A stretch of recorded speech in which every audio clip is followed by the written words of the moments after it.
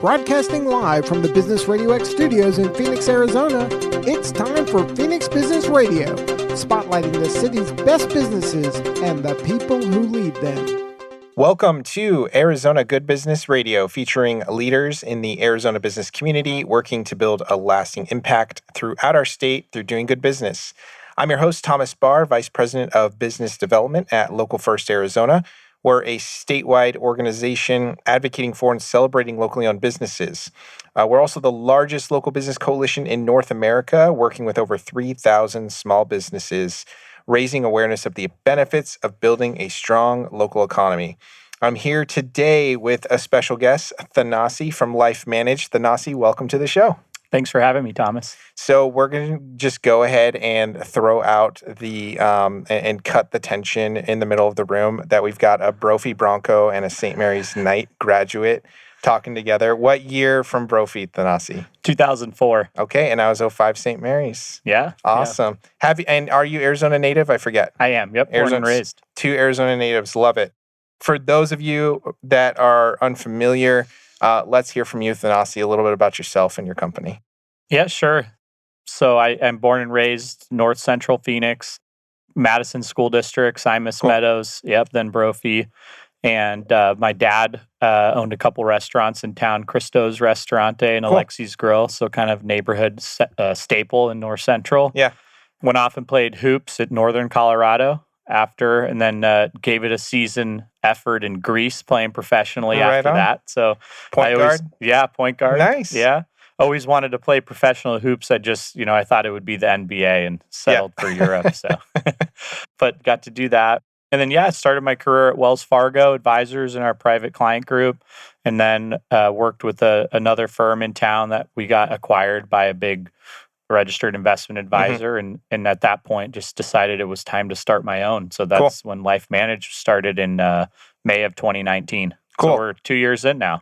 Oh, only 2 years. Yeah. Wow. I would have thought that you've been doing this for like 10 years. I've been doing this business for 10 years. Okay. But on my own for 2. Very exciting. Yeah. You guys are centrally located, right? Right. Over on Central. Central and Camelback, just next to Postino's. Okay. Right on the west side of Central. You did not venture far from Brophy College Prep. Had to stay close to the roots. About a minute from Brophy and 5 minutes from my house. So. I love it. Can't get more local than that. So let's dig into what you actually do. I think a lot of people know about, their own personal investments and that kind of stuff. But how do you help? Why was starting your own business important to you to help people through their finances, stuff like that? Yeah, great question.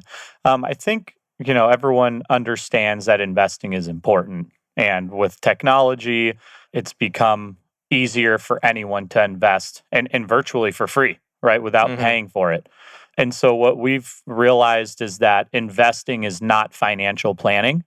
Like financial planning is not investing, although investments are an intricate component of a good financial plan because you have to have your money work for you or it'll take you way too long to save every dollar without any compound interest. And so when I first started my career, I had to go, in order to be successful at the corporate level, we had to work with people who already had a ton of money because that's who can pay high fees, right?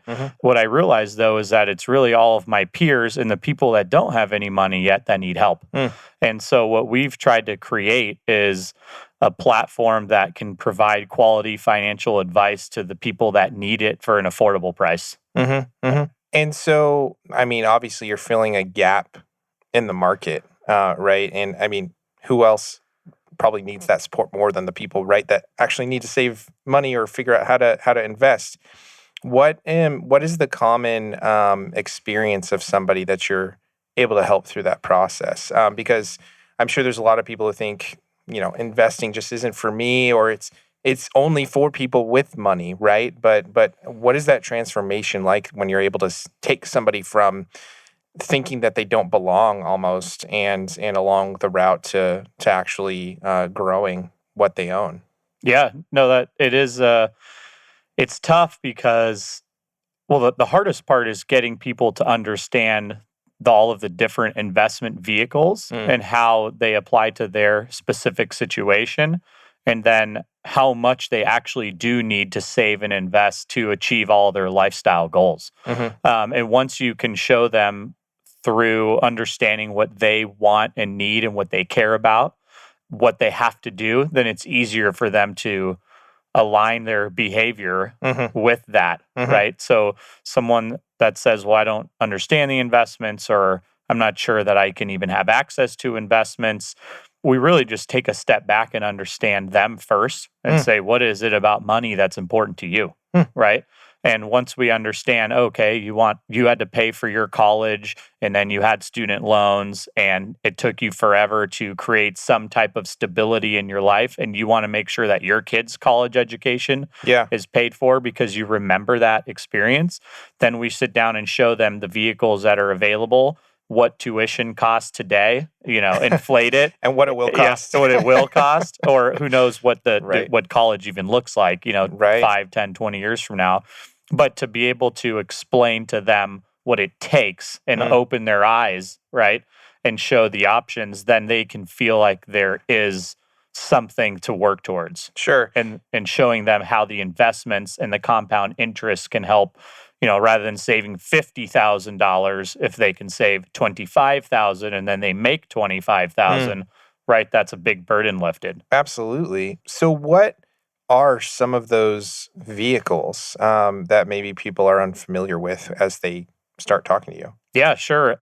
So one of the biggest myths, it's funny when we talk to some people because we really focus a lot of energy on young professionals and business owners. A lot of people think they make too much money to contribute to Roth IRAs or Roth 401ks. Some are not even aware that you can do a Roth 401k. Everyone thinks you have to do a pre-tax, right, or a tax-deductible 401k. And just showing people that there are ways to do it if they are disqualified by the income limits, or understanding the difference between pre-tax and post-tax or Roth. Yeah, that's one vehicle that people are not aware of, and how the intricacies work there. Sure. Obviously, everyone hears about 529 plans. In Arizona, there's a pretty minor tax credit for doing that. But the fact that you can earmark money, designate it, put it aside, and get some of the tax advantages in that helps. Cool. Other than that, we really are open to I think what makes us different is that we're open to the idea that there's multiple paths to invest and make money.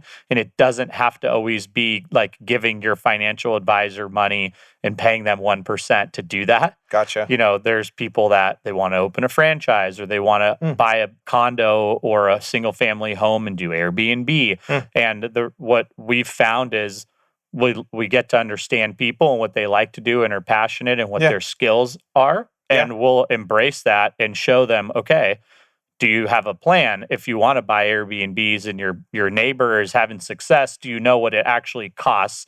How much down payment? What are the HOAs? Does it allow for short-term rentals? What's the maintenance costs? What are the cleaning costs? What's the net return you're going to get compared to your cash that you have to put in? And account for some of these expenses that could come up.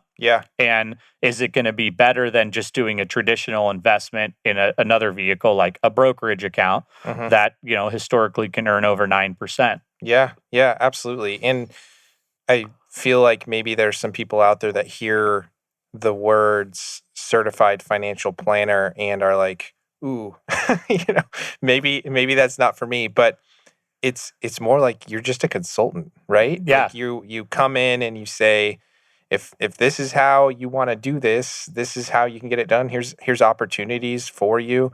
What I can only imagine within that, people come to you and they've maybe made things a little messy sometimes. And they're like, here, help me fix this. What are some of those common mistakes people make in maybe their first steps in trying to invest or trying to do it on their own? Like you mentioned, there's a lot of quote unquote free ways to do it. Absolutely. When you do things for free, you're going to get the result that you should sometimes.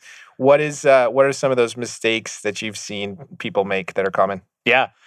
So Ben Fredlake is our certified financial planner. And so he's working with a lot of these people, and I am obviously have built the framework that we Gotcha. operate in. But the mistakes we see are all over the board. One of the biggest ones is, that everyone has been drilled into their brain lately, like, don't pay anyone, do it yourself and save the money, because over time, the money you've saved compounded becomes a lot.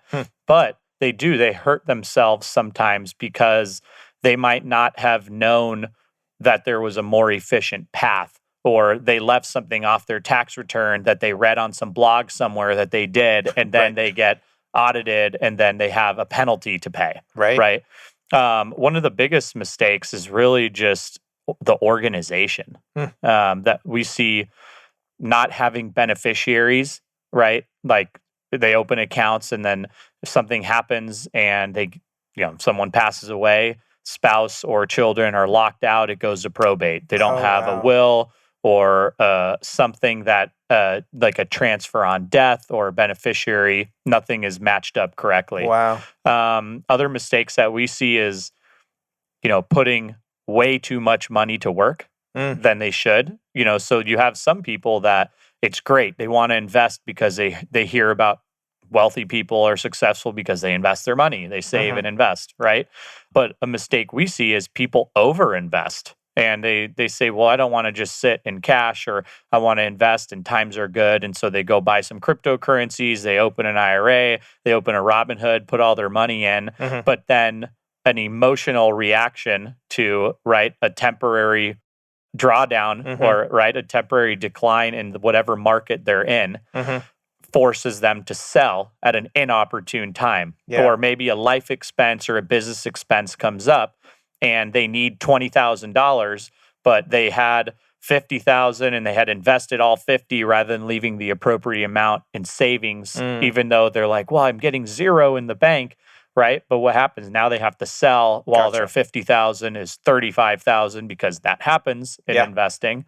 And now they took a haircut to go pay for something, and you don't get that money back. The opportunity cost of that money over 20, 30 years is massive. So just not understanding the allocation of money and why we see is the biggest mistake. That makes so much sense. I mean, it's with everything, right? You can try to figure out things on your own, which, as a homeowner now, 2.5 years in, I've learned my good deal of things that I've tried to fix on my own that I should have probably called somebody for. And the cost of the time and the labor and now I've broken something even more that I could have gotten right the first time, right? It's the same concept. If you want to do something right, work with somebody that knows what they're doing, right? Yeah, I mean, I think there are a lot of people that can do this totally on their own. I mean, right? It just is, what's the background? What's the emotional state of mind? What's their discipline level? And how much time and energy are you willing to put? If you're willing to spend 10 hours a month keeping up with things, reading, staying educated, asking a lot of questions to your peers, and if you want to spend 100 hours a year really on top of tax code changes or new house hacks or new ways to get out of debt, or if you have student loans and you call student loan advisors and then you find which payback, like, everyone can do everything. Just like you said, like, if you wanted to spend probably 20 more hours on YouTube on how to, fix something with a plumbing or a drywall patch that might have been just less than something you could fix with a Home Depot kit. You could absolutely do it. But like, how much is your time worth? Makes total sense. Right. I want to talk about your business structure a little bit, because I'm sure that this market for advisement in this space is usually owned, or maybe not usually, but majority owned the space by big corporations, large financial institutions. You've remained independent and private, and that's been important to you. Why? Yeah, good question. So, my first 5 years within a large public, Wall Street institution, I guess, opened my eyes to a lot of things. And at the end of the day, no matter how honest and true you try to stay to your clients, there's decisions that are out of your control. And the most important thing at the public level is shareholder earnings, right? And so they make decisions at each level based on what will yield the best earnings long term to make our stock price go up. Right. Right. And Right. obviously, you always try to tie the two together. If I take good care of our clients, then our shareholder earnings will go up. But it just can't always be 100% aligned. Yeah. And so that's one of the biggest reasons for me being private and independent. Our structure, so LifeManaged is our, we do business as LifeManaged, but Okay. we are a rep of Dynamic Wealth Advisors, which is a registered investment advisor Okay. that is kind of like our outsourced operations. They Gotcha. help us with compliance, technology, different software, working with our custodian, Charles Schwab Bank. Okay. And it's important because we don't have to hit quotas, right? And I remember when I was at Wells Fargo, it's like, hey, if you do 5 mortgages this month and then you bring in this client and then you do cross-sell them into the banking and do this, your bonus gets amplified. Yeah. Yeah. And so now you're kind of like looking at the numbers rather than giving the good advice. So for us, the only way we get paid is by our client. They pay us and that's it. There's no third-party compensation, no bonus incentives. Yeah. And so I think, we're all human and we all want to take care of our families, and it's tough depending on what's going on in your life to always every day do the right thing from the money standpoint. Yeah. I love that so much because, part of why we started doing the show, part of why we created the Arizona Good Business Summit, which we had you a part of, loved it, is to drive home that doing good business, being a good business owner comes from, not necessarily what charities you give to, but just how you operate, how you exist. And are you creating a better place? Do you have a product or service that is focused on helping people or just on your profits? And I loved hearing that from you when we first connected because it just makes so much sense, right? Why not feel confident as somebody walking into your office that you're being cared for based off of what you want out of that transaction rather than, oh, maybe this guy's looking to get a bonus. And the decisions being catered to be are based on that, right? Yeah, it's crazy but this, it's this information asymmetry, really. Yeah. It's like there are so many different players in the space, and sometimes, if not often, the solution presented to the client is some kind of process or product that's how they get compensated. Right. Right.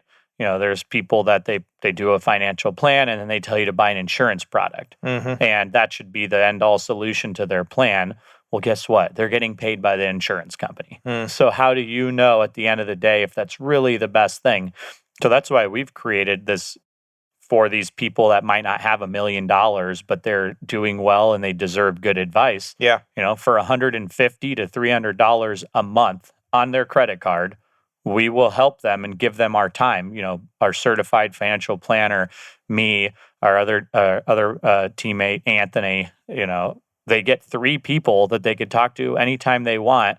And we're going through what's unique to them and creating a custom plan that fits their life, right? Love it. Without selling them anything. We're selling them independence and freedom and stability, really. Yeah, I love it. I love it. So I wanted to ask you your opinion on one thing. Sure. Probably the biggest story of the last year regarding investments, GameStop. Elephant in the room. But I've not actually talked to anybody involved in investments or financing really about it. Just friends and family and stuff like that, like crazy, super interesting, whatever. Give us your take on what happened. Sure. I don't want to bore everyone with the technical aspect of why that happened. Yeah. But essentially, right, big institutions were betting against GameStop, right, saying that they think GameStop has a poor business model. You can download your game right on your Xbox, your PlayStation, whichever version we're on these days, straight onto your computer. What do you need GameStop for? Right. They're in malls, which malls are going away slowly in certain areas. But they were caught by this mobilization of this young community, right? And it showed that at the end of the day, stock prices in the short term, it's just a voting machine and based on supply and demand. Yeah. And so there was more demand for the stock, right, than there was supply, which caused the massive right? And there's a lot more technical in there. Yeah, But for at the end sure. of the day, that's what happened. And when you get a lot of young people interested in investments and what do? We read message boards, we read Yeah. blogs, like we're on social media. And it kind of was like a way to stick it to the man, right? Just like Right. that. And that was a very unique situation. But we're seeing that a lot more, right? I mean, like I was going to say, is it happening cryptocurrency more? stuff, Yeah. I mean, is right. I mean, Elon Musk gets on and tweets about, Dogecoin or what, I don't Right. even know I've heard 5 different I don't know how to pronunciations. pronounce it either. I attempt just not to say it. But it's a little scary though, too, right? Because people are making easy, fast money. But there's really not any intrinsic value. There's nothing there. So I guess it's it'll be interesting to see how it plays out. Yeah, I could also see though the benefit from having somebody like you on your side to say, hey, look, if you're investing money or whatever it is, here's some things that you might look out for in the future based off of these trends, or we really don't need to worry about this over here, or this or that or whatever. So I could see you adding value to people working with you from that perspective too. Right. We provide an objective opinion, right? And it's like, hey, I had friends ask me, like, what do you think? I'm reading this. They sent me, when GameStop was $40. Right. Like, I mean, I'm not going to buy GameStop, but I'm looking at the actual, value of the business based on their earnings.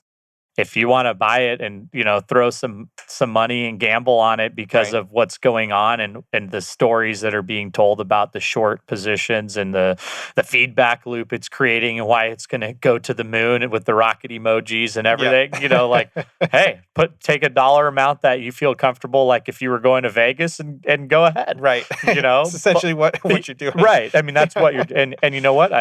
Some of my friends did it. They made some decent money and others did it at 300 and now it's 200. Yeah. So it's just one of those things where the best way is to just not get distracted by the quick money and just stay disciplined. Sure. And so we're always that boring guy on the other side of your shoulder, which people need. Yeah, absolutely. Well, it's been an absolute pleasure. For those that looking to get in touch with you, how can they do that? Sure. We really are trying to get more active on Instagram. Okay. So like an easy way, you don't have to get put on a mailing list. Just follow the Instagram. It's Great. at LifeManaged_. Cool. We're there. LinkedIn. Our website is LifeManaged.com. Cool. They can call us or email us from there as well. Fantastic. Yeah. Well, really appreciate it, Thanasi. Grateful for your leadership as a business owner, for being a partner of Local First and all that you do. So thanks so much for being on the show today. Yeah, thank you. This was awesome. We hope that you listening today were inspired, listening to a leader working to leave a legacy in Arizona through doing good business. We'd like to thank our sponsor, Phoenix Business RadioX, for hosting us, and all of our legacy partners, including LifeManaged. This is Thomas Barr from Local First Arizona, reminding you that if we want to build a better Arizona, we need to connect deeply with the local businesses that make us proud to call this place our home.